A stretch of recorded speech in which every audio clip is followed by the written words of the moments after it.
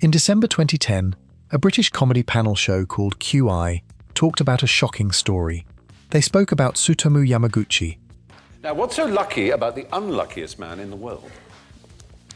Well, this man is either the unluckiest or the luckiest, depends which way you look at it. But something like he's had more operations or accidents or anything, well, bear in more mind, claims direct things than anything. And if I tell you his name, this may help. His name is Tsutomu Yamaguchi. A man who survived both atomic bombings in World War II. During the show, the panel joked and called him the unluckiest man in the world. Now, what's so lucky about the unluckiest man in the world? A picture of him between two mushroom clouds was shown, and the audience laughed. But there was something many people did not know. Tsutomu Yamaguchi had already died in January 2010 at the age of 93. He was not just a story, but a real person who lived through Hiroshima on August 6, 1945, and Nagasaki on August 9, 1945. After the episode, many people in Japan felt hurt, and the BBC later removed the clip and said sorry. But who was this man really? How did one person survive 2 atomic bombs in just 3 days? What did he go through, and how did his life change after that moment? If this story makes you curious, subscribe to the Marrow of Time and like this video for more history stories. Hiroshima, the first explosion. Tsutomu Yamaguchi was born on March 16, 1916, in Nagasaki, Japan. He grew up during a time when Japan was changing quickly. The country was modernizing, but also moving toward war. As a young man, he worked as a marine engineer for Mitsubishi Heavy Industries. By 1945, Japan was already in a very difficult situation. Cities had been bombed many times. Food and supplies were running low. Still, people continued working and trying to live their daily lives. Yamaguchi was sent on a 3-month business trip to Hiroshima. It was supposed to be temporary, just work, then back home to his wife and young son in Nagasaki. On the morning of August 6, 1945, he was getting ready to leave the city. At around 8:15 a.m., he stepped outside. In the sky, he saw a B-29 bomber. A few moments later, there was a sudden flash. It was not like normal light or lightning. It was a bright, blinding white flash that seemed to fill everything. The atomic bomb had been dropped on Hiroshima. Yamaguchi was about 3 kilometers from the center of the explosion. Even at that distance, the force was extreme. A powerful blast threw him into a ditch. He felt intense pain. His eardrums were damaged, and he suffered burns on his body, especially on the left side. For a short time, he could not see. When he finally became aware again, everything around him had changed. Buildings were destroyed, fires were spreading, smoke filled the air. People were walking through the ruins, injured and calling out for their families. Many were in shock, unable to understand what had just happened. Hiroshima was no longer the city it was before. It had become a place of silence, fire, and destruction. Even though he was badly injured, Yamaguchi survived the night in an air raid shelter. The next day, still in pain and wrapped in bandages, he made a difficult decision. He decided to go back home to Nagasaki. He likely thought he just needed to recover with his family and leave the horror behind. But he did not know that his life was about to take another unexpected turn, one that would place him in the middle of history again.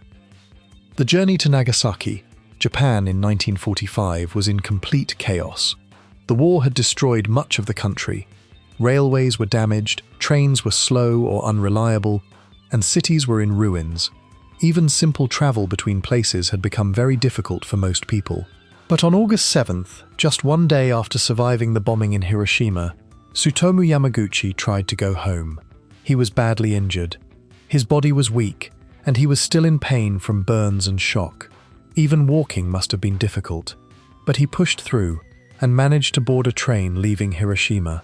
The journey back to Nagasaki was long and exhausting, but he made it. When he finally arrived, he returned to his wife and young son. They were safe. After everything he had just lived through, seeing his family alive must have felt like the only moment of peace in those days.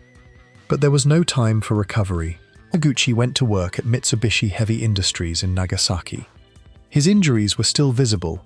He was still weak, but he still showed up. That morning, he was trying to explain to his supervisor what had happened in Hiroshima. He described how a single bomb had destroyed an entire city. His supervisor reportedly found it hard to believe. It sounded too extreme to be real. Then, at around 11:02 a.m., everything changed again. A second atomic bomb was dropped on Nagasaki. Once again, Yamaguchi was within about 3 kilometers of the explosion. In an instant, a massive blast hit the city. Buildings were destroyed. Fires spread quickly. The world seemed to collapse for the second time in just 3 days. And somehow, he survived again. Very few people in history have experienced anything like this. One man, 2 atomic bombings, 3 days apart. Even more remarkable, his family also survived the Nagasaki blast. Their home was damaged, but they had taken shelter and avoided the worst of the destruction. But survival came at a cost. The effects of radiation exposure had already begun, and the suffering from both events would stay with him for the rest of his life. Living with the bombs. Surviving the 2 atomic bombings was not the end of Tsutomu Yamaguchi's story. In many ways, it was only the beginning of a long and difficult life after the war. In the weeks and months that followed, he suffered from radiation sickness. He felt constant weakness and pain. His burns healed slowly, and some injuries stayed with him for years. Like many survivors, he also faced long-term health problems caused by radiation exposure. But the physical suffering was only one part of what he had to live with. There was also the way society treated survivors of Hiroshima and Nagasaki. In post-war Japan, people who lived through the bombings were called hibakusha. Many of them faced unfair treatment. Some people wrongly believed radiation sickness could spread to others. Others feared that survivors might pass health problems to their children. Because of this, hibakusha were sometimes avoided in daily life. Some had trouble finding jobs.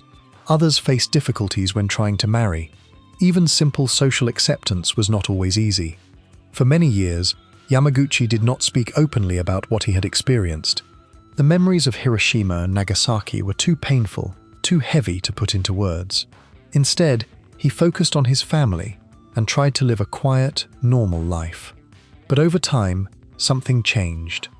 As the years passed, fewer survivors were left.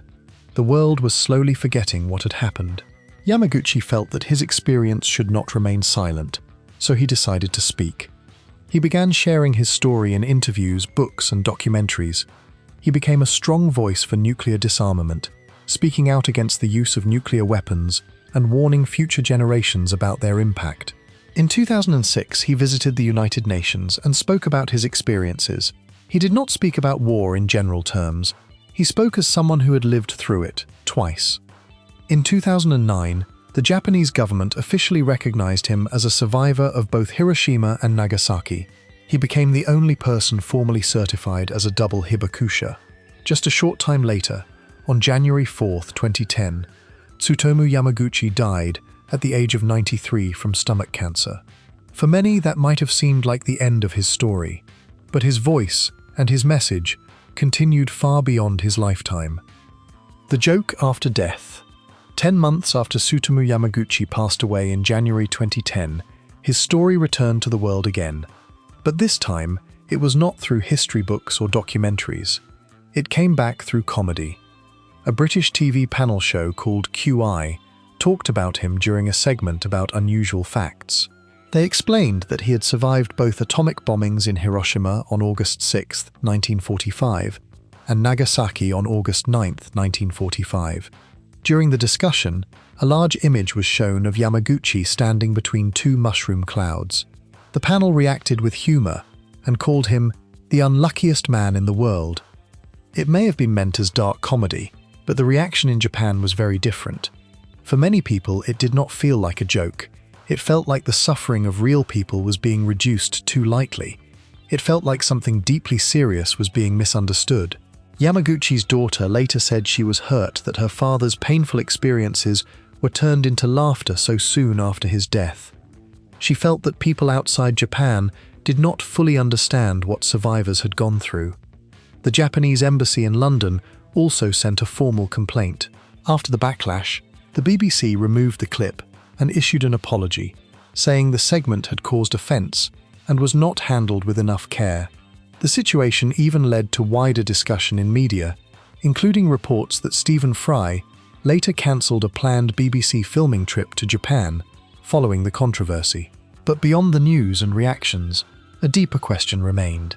Can events like Hiroshima and Nagasaki ever be turned into jokes without losing respect for the real human suffering behind them? Because Tsutomu Yamaguchi's life was not a joke, it was a reminder of something serious: how fragile human life is, how unpredictable history can be, and how one ordinary person can be caught in two of the most devastating moments in modern history. His story asks us to remember carefully and to never forget what those moments meant for real people. Conclusion. So what do we really call Tsutomu Yamaguchi? Was he the unluckiest man in the world, or was he one of the strongest survivors in modern history? He lived through 2 atomic bomb explosions in Hiroshima on August 6, 1945, and Nagasaki on August 9, 1945. He survived, but his life was never the same again. He lived with injuries, radiation sickness, and the heavy emotional weight of what he saw. He also faced silence and misunderstanding for many years. But here is the real question.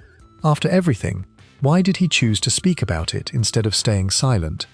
In his later life, he shared his story to warn the world about nuclear weapons, not as history in books, but as real human suffering. Isn't that what makes his story so powerful? Not just that he survived twice, but that he chose to remember and speak. Because history is not only what happens, it is what we carry forward. If this story moved you, subscribe to the Marrow of Time and like this video for more true history stories.